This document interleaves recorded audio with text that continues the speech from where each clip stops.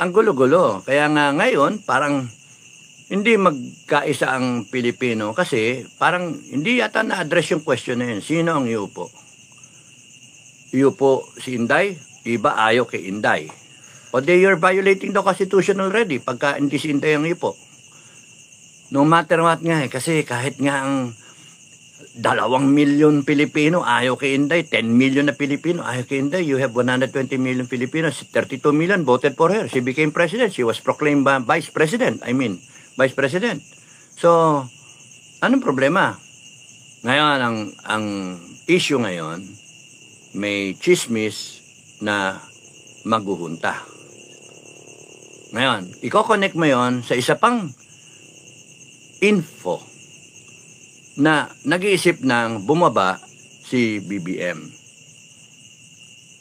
Nayayanig ba? So kung if for example, totoo, na nayayanig ang BBM, problemado na siya, natatakot siyang bibitayin siya ng taong bayan, tuturok-turukin siya ng taong bayan, huhubaran siya sa luneta at doon itatali sa flagpole. The moment na matanggal siya sa pwesto, hindi na niya magagamit yung Mighty Armed Forces at yung PNP kasi mahati at pagka nahati yan, mas marami yung sundalo, mga pulis, kesa sa mga opisyal, mga general. Mahati, magbe-break. Kasi nararamdaman ng mga men in ranks na may problema talaga itong administration na to. Kitang-kita sa balita, hindi mo matatakasin yan, part of our history na ninakawan tayo, pare. Ninakawan tayo. Sobra. Mga kabagang ninakawan tayo. Apektado dito, pamilya nyo. At kung nabangkarote tayo, wala na, utang na naman tayo. Apektado lahat ng pensyon nyo. Yung pensyon nyo galing sa budget. Ina-allocate. Pag wala na ibabudget, paano ngayon yung pensyon nyo? Utang na naman. Sino magbabayad? Yung mga anak-anak ninyo, mga apo ninyo. Future generations. So, we are really in deep shit. Dahil sa ginawa ni BBM. In the first place, kung tanong ko sa inyo, wala mo ng personalities, tama ba na ang isang presidente ay may issue na bangag? May issue na addict sa cocaine? Kahit sinong presidente, wag na si Bongbong, kahit sinong presidente, tama ba na patatakbuhin ang isang bansa ng isang presidente na adik? Delikado tayo nun, pagka ganun. Kahit anong bansa. Isipin nyo kunyari, ang US. Adik si Trump, for example.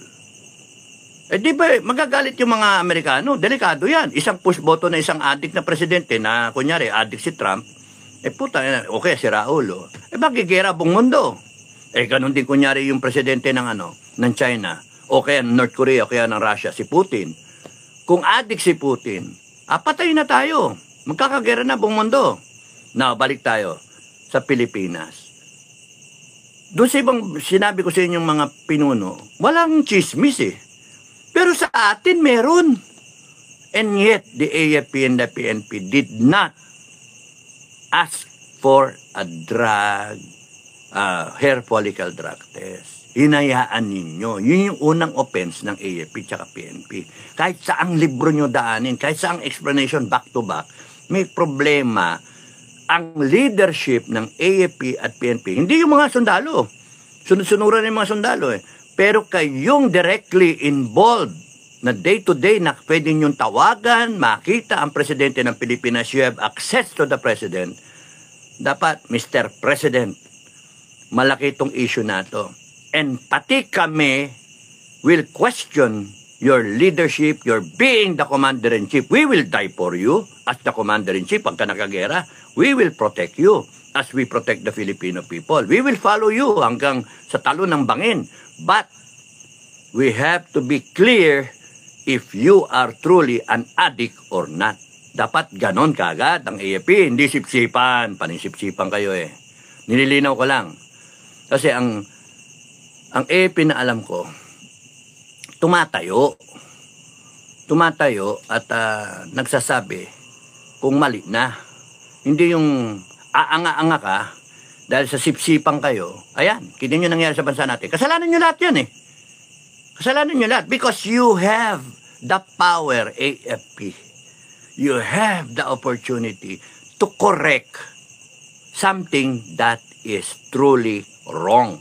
Because if you do have a president na addict, question mark, kung addict, then di ba tama lang mag-hair follicle drug test kayo? Kaya kayong mga general sa AAP at PNP, may problema kayo. You allowed it to happen. You did not question. You did not tell your president, commander-in-chief, na bakit ganun?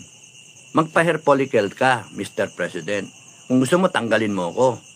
Pero basta, magpa-hair follicle ka. Para maklaro sa bansang Pilipinas, sa mga tao, 120 million, who voted for you, 31 million, you became the president na tama lang na walang issue sa droga. Pagka naklaro yun, tameme yung mga Duterte na nagbablog, na kumukwestiyon sa'yo. Tahimik sila, maharli ka. Pero hindi mo ginawa. Hindi ninyo ginawa, AAP-PNP. You tolerated. First offense, tinolerate ninyo. Patong-patong kayong offense. Pumutok yung PCSO. Single better nananalo. 5 jackpot prizes na panalunan ng isang buwan. Less than naman. December. Putragis, paano nangyari yung 1.7 billion na panalunan? Had it been na kinweston nyo rin yun. Paano nangyari yun? Dapat you exerted pressure na gusto lang namin matinong gobyerno, Mr. President.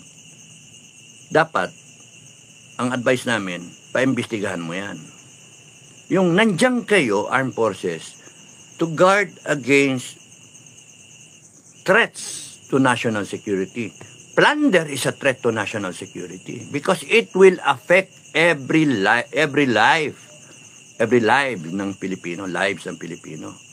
The lives of the Filipino people will be affected. The future of this country will be affected. While only a few will benefit out of that lump sum, big sum of money, na dapat nagamit sa tama na kinamatay pa ng ibang Pilipino.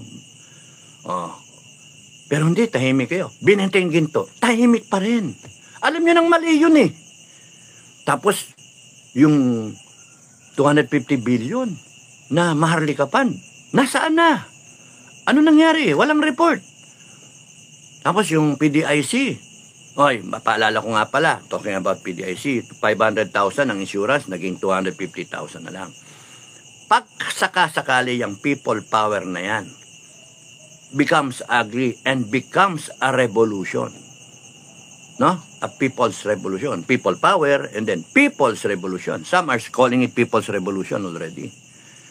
And it becomes a rebellion. It becomes a civil war. Kung ako kayo, simulan nyo na pakunti-kunti para hindi naman maiwasan yung bankra na yan, pakunti-kunti mag-withdraw kayo kung meron kayong deposit sa bangko. Kasi the moment na pumutok ito at biglang nag-bank run, ay patay kang bata ka. Meron ka 10 million sa bangko, meron kang 5 million.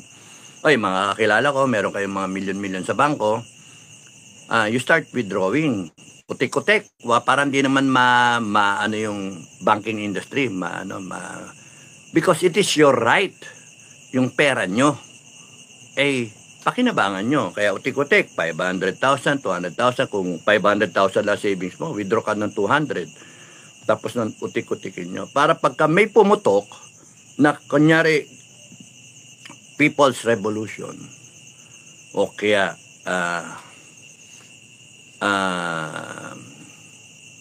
rebellion, no? Tapos nun, o kaya civil war, o kaya a global war, meron kayong hawak na naman eh. Kahit nagsarahan yung mga bangko, binangkran ka. Hindi ka mukhang kawawa. Ang insurance, 250,000 na lang. So, advice ko sa lahat, pakonti-konti mag-withdraw kayo. Para hindi naman mabigat, konti-konti. Para meron kayong pinanghahawakan. Kung sakasakali magkaroon ng World War, meron kayong pinanghahawakan. For whatever it will be worth, kung may worth pa yung pera natin, ay meron kayong magagamit. Kesa sa nakatiwangwang lang siya sa loob ng bangko na hindi nyo makuha kasi pinigil na ang pag-withdraw. Kasi magko-collapse yung bangko. So just a thought, no? I'm not telling you to withdraw everything. I'm telling you to play it smart. Play it smart. Kasi ang gulo ng Pilipinas ngayon, withdraw kang 20, tapos nun, after a week, withdraw ka 50, etc. etc. Or you want to do it by 100,000 kung malaki yung savings ninyo. Para nandun lang. Tago nyo lang sa bahay. Meron naman siguro yung pagtataguan na free from fire, free from water, na ano, kung may safe kayo o whatever, protected yung bahay ninyo. Bahala kayo, hindi ko na problemahin yun. Kaya kunyari, advice ko sa amin, kunyari may pera sa bangko, I'd rather na withdrawin na yun. Ay, kahit kalahati. Kasi pagka nagkagulo, wala talaga. Hindi mo pakinabangan. Ang makikinabang dyan yung mga bangko. Then they'll run away. Declare bankruptcy. Ang cover sa iyo ng insurance is just 250,000. Kaya kawawa, talo ka.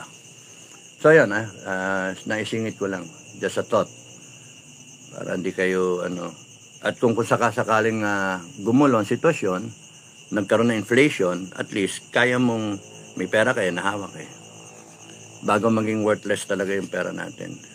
Now, abot ba tayo doon? Ewan ko, wala nakakaalam. Ang alam ko, magkakaroon ng global reboot, magkakagulo, magkakaroon ng natural calamities, magkakaroon ng starvation, lahat-lahat yun, sama-sama na. Magkakaroon ng gera, pagka may gera, kulang sa pagkain, walang production kasi gera nga eh.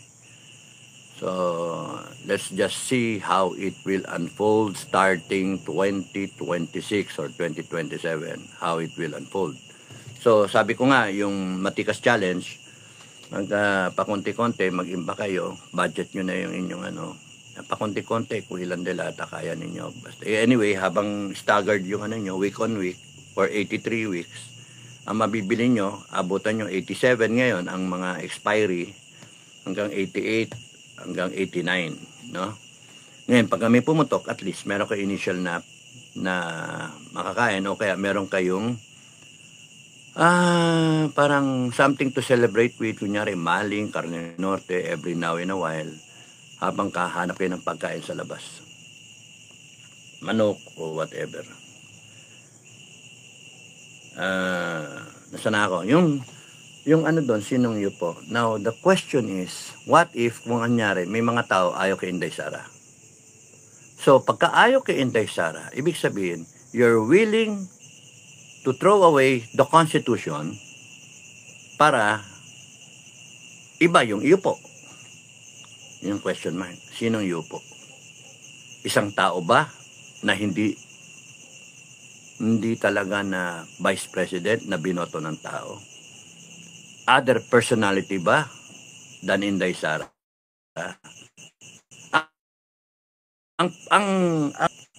Yan, ginugurgol na naman ako. Kung individual, huwag niyong isipin kayong upo. Kasi sikat kayo. O kaya kayo ay gusto ng tao. Hindi gusto ng tao na ilang tao. Pero what we have is the presidential election in 2022 that Inday has a mandate of 32 million. We cannot erase that. And we have still a constitution to follow. Kaya nga sinasabi ko sa SFGF, para safe tayo, para hindi tayo maligaw, we follow the constitution. Constitution lang tayo para maninaw. Regardless kahit sinong vice president niya, kahit kung ang vice president niya si Soto, wala kang magagawa. Siya, o si Ping Lacson, wala kang magagawa. Siya. Nagkataon Inday Sara.